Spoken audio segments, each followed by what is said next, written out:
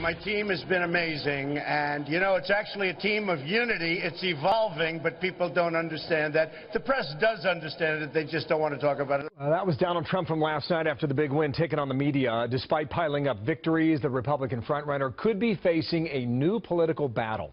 Howard Kurtz, Fox News media analyst, host of Media Buzz. And Howie, good day to you. You talk about a new war. What is that?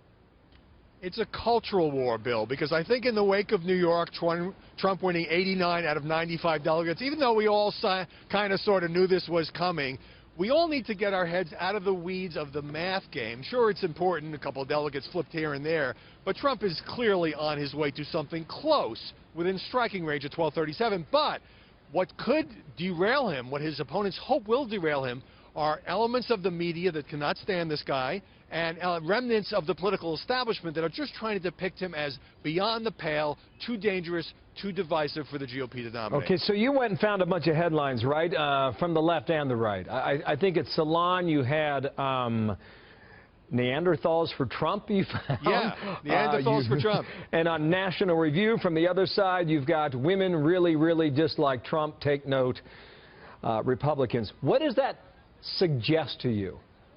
Well, it took about 2 seconds to find those headlines. What it suggests to me is I've never seen in my professional lifetime a candidate, a major party, a guy closing on the nomination who is so intensely disliked by commentators on the left as well as the right. Usually you divide up into the usual partisan cheering sections. So you have that continuing war, scare headlines in the New York Daily News and the Huffington Post depicting him as a clown, depicting him as dangerous. At the same time, Politico had an interesting piece yesterday, Bill, about some GOP consultants telling others who might be considering going to work for Donald Trump's expanding campaign, essentially, you'll never work in this town again if you do that. So again, an effort to bring pressure on people to say that Trump is just going to be disastrous. Of course, what gets left out of the equation sometimes in these media reports is that if Trump were to be denied the nomination after coming, let's say, within 100, 120 delegates, that would completely blow up the Republican Party. One more point here. You write that Trumpism is not rooted in the political base of either party.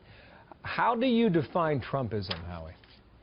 Well, I've said from the beginning that Donald Trump is not running as a classic conservative Republican. He calls himself a common-sense conservative.